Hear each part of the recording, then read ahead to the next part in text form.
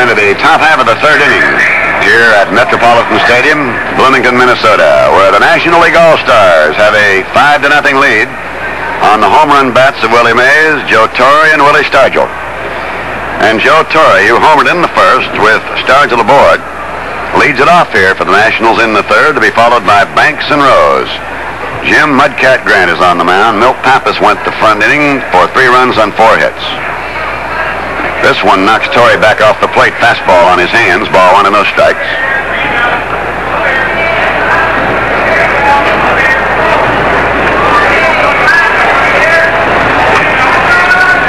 A let up and Torre swings right through it. Ball 1 and strike 1.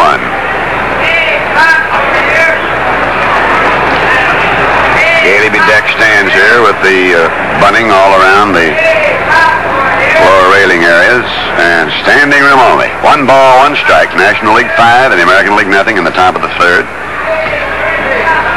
There's a good curve, and there was a good swing. He blew all the air out of the infield with that one. He didn't get it. 1 ball and 2 strikes.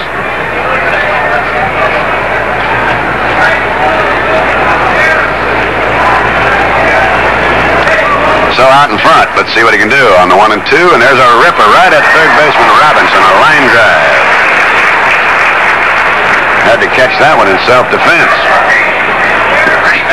Ernie Banks, a very fabulous individual. A rather peculiar situation sets up here in this All-Star game. Ernie Banks was the boyhood idol of Richie Allen, who is his teammate here now, the third baseman from Philadelphia. Slow curve for a strike to Ernie. Ernie singled in the first. The Nationals put 3 across the plate in the first inning, 2 more in the second. Lead 5-0 here in the top of the third. 1 out and none on. Down low, 1 and 1. Wampum, Pennsylvania is considerably north of Pittsburgh, and when Richie Allen was 16, he came down to meet Ernie Banks. Never did get to meet him, but that was his idol. And then, of course, as you know by now, the fabulous Richie Allen plays third for the Phils. Banks overswings on a curveball, 1 and 2. A good changing motion by Grant. Sort of a herky-jerky type of delivery, and all of a sudden just off-speed you. The 1-2, blown away, 2-2. Well, the Minnesota pitching coach has helped Grant a lot, I think, Bob, on his curveball, as I mentioned a while ago. He has 2 different curves, a good, hard, fast curve and the big breaking type. But Mud's a great believer in that pitching rhythm, and when he's got that rhythm going, his control is usually pretty pinpoint. 2 balls, 2 strikes here to Banks, who swings and misses. Strike 3, and that's the second strikeout. And both of them have been recorded by Jim Grant of the Twins. 2 down here in the top half of the third. National League 5, the American League nothing. And the batter now will be Pete Rose, who drew a base on balls in the first inning. A switch batter, bats left-handed in this case, of course. The outfield around to the right. In there for a strike. 0-1. Wills just can't seem to get away from switch-hitting teammates. Beautiful dipping type of pitch, dropping in there for a strike. 0-2. When Wills plays regularly with the Dodgers, Gilliam, Lefevre, Parker, and Wills himself are all switch hitters, the only all switch-hitting infield in the history of Major League Ball. And here's Rose in there, taking it outside for a ball. 1-2.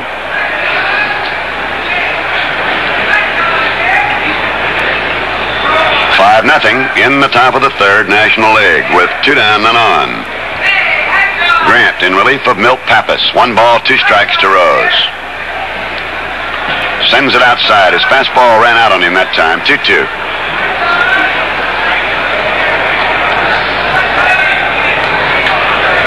So far, Marichal has kept the American League bats about as quiet as a gnat crawling across a bale of cotton.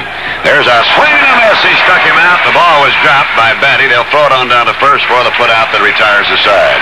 No score in the third for the Nationals, and they lead the American League 5-0 in a 2.5.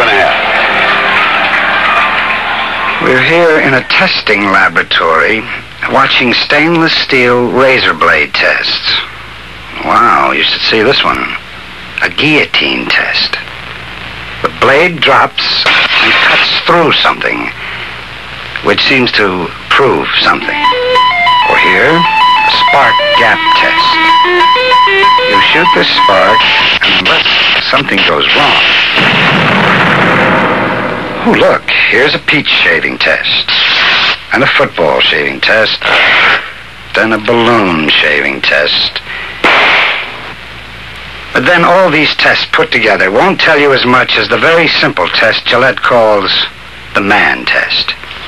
You take all the stainless blades and put them in stores and wait, and see which stainless blades most men want to shave with week after week after week. Gillette wins the man test.